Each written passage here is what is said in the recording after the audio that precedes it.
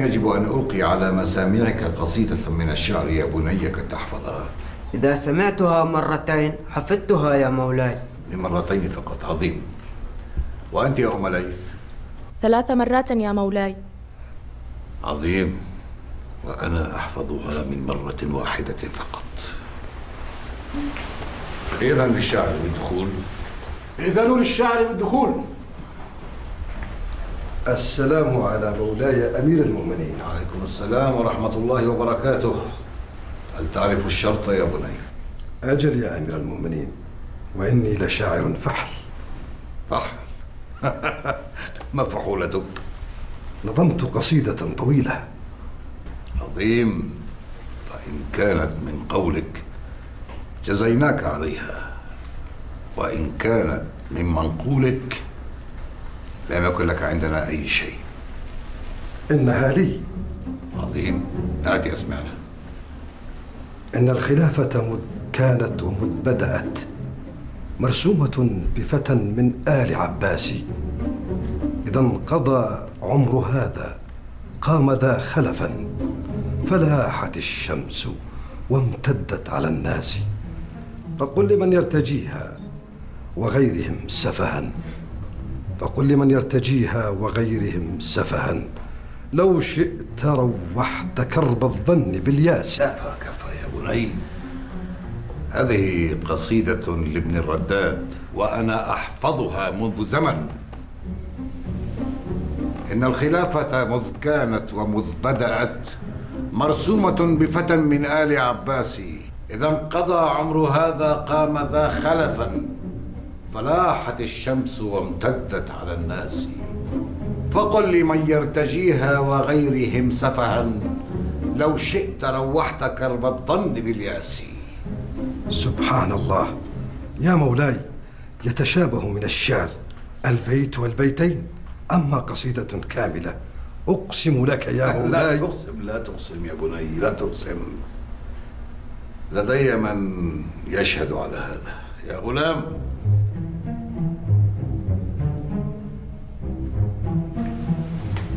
مولاي؟ هل سمعت يا بني بشاعر اسمه ابن الرداد؟ نعم يا مولاي، فقد مدحكم في قصيدة مطلعها: قل. إن الخلافة مذ كانت ومذ بدأت مرسومة بفتى من آل عباس. كفى يا بني. أقسم بالله إني أحلك. كلكم تقولون هذا معشر الشعراء. والله لولا أنني أحب الشعر لجلدتك 100 جلدة.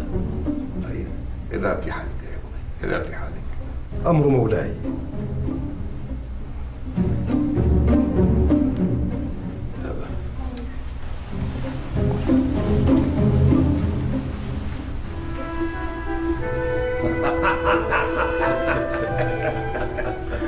والله لقد قال قصيدة جميلة.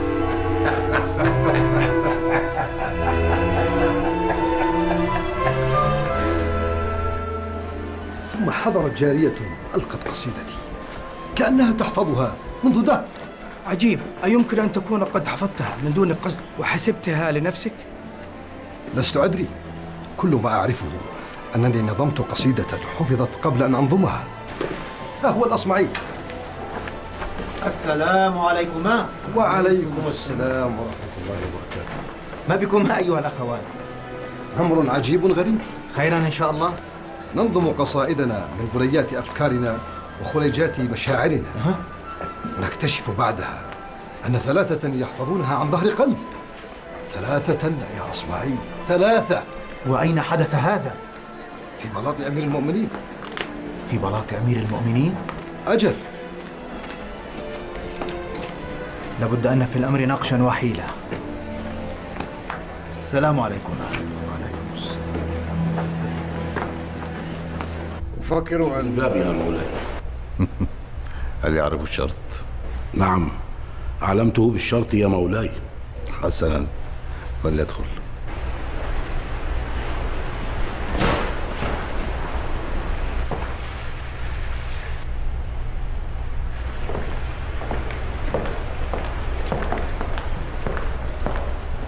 الشاعر الأصمعي يا أمير المؤمنين. السلام على مولاي أمير المؤمنين. وعليكم السلام ورحمة الله وبركاته. أهلا بالأصمعي. هل تعرف الشرط؟ نعم يا أمير المؤمنين، تماما كما أعرف الجائزة. وزن ما كتبت عليه ذهبا. هذا إذا كانت لك. هات يا أصمعي. هات يا أسمعنا.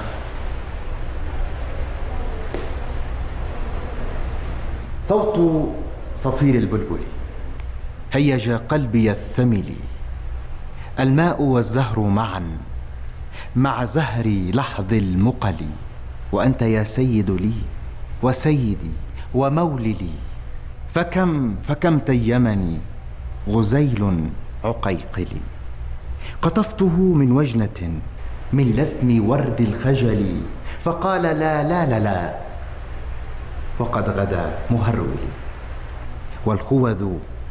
والخوذ مالت طربا من فعل هذا الرجل، فولولت وولولت ولي ولي يا ويل لي، فقلت لا تولولي وبين اللؤلؤ لي. قالت له حين كذا انهض وجد بالنقل، وفتية سقونني قهوة كالعسل لي، شممتها بأنافي أزكى من القرنفل،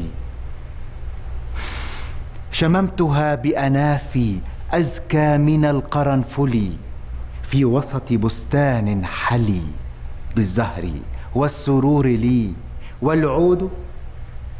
والعود دندن دنا لي، والطبل طبطب لي، طب لي، والسقف سقسق لي، والرقص قد طاب لي،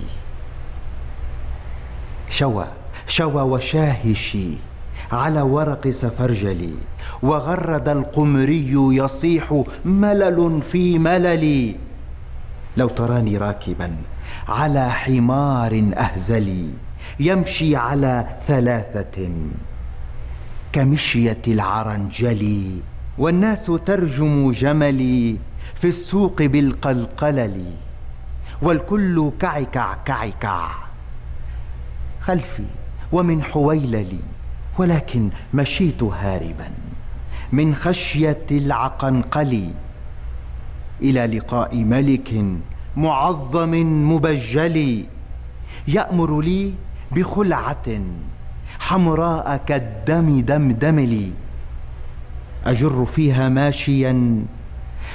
فيها ماشيا مبغددا للذيلل، أنا الأديب الألمعي من حي أرض الموصل، نظمت قطعا زخرفت يعجز عنها الأدب لي، أقول في مطلعها صوت صفير البلبل. ما رأيك يا مولاي؟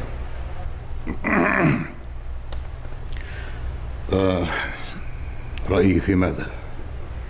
هل سمعت بهذه القصيدة من قبيللي؟ من قبيللي؟ لا والله ما سمعت بها من قبل، ولكن دعني أولا أسالي.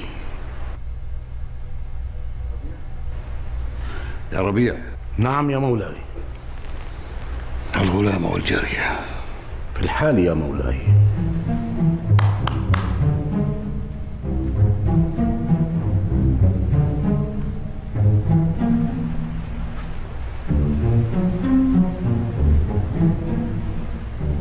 هل سمعتما بقصيدة أطلعها صوت صفير البلبل؟ صوت صفير البلبل هيج قلبي الثمل، ولي اصمت قبحك الله. وأنت؟ قطعا يا مولاي. قرب عن وجهي. هيا.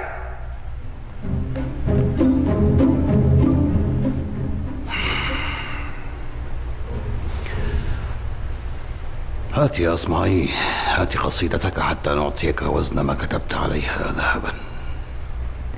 المعذرة يا مولاي، ولكني لم أكتب قصيدتي على ورق. فعلى ماذا كتبتها؟ ورثت عن أبي عمود رخام، فنقشت عليه قصيدتي وهو على ظهر ناقتي لا يحملها إلا 4 من جنودك. عمود رخام؟ نعم، لا أذكر أنكم اشترطتم كتابة القصيدة على ورق. نعم. يا ربيع. نعم يا مولاي.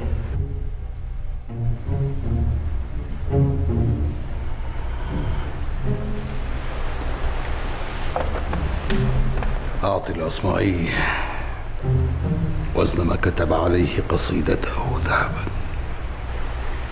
إن فعلنا ذلك ستنفد خزائن بيت المال يا مولاي. فما العمل؟ أترضى بأن يفرغ بيت المال من أموال المسلمين يا أصمعي؟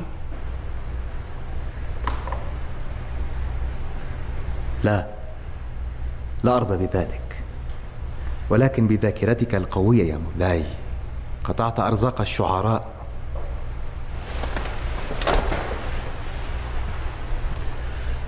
فماذا إذن؟ أتنازل عن حقي يا مولاي، ولكن بشرط واحد: أن تعطي الشعراء حقهم في قولهم ومنقولهم.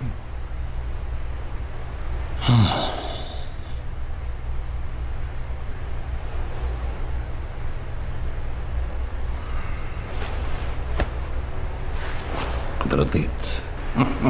شكرا لك يا مولاي. السلام عليكم.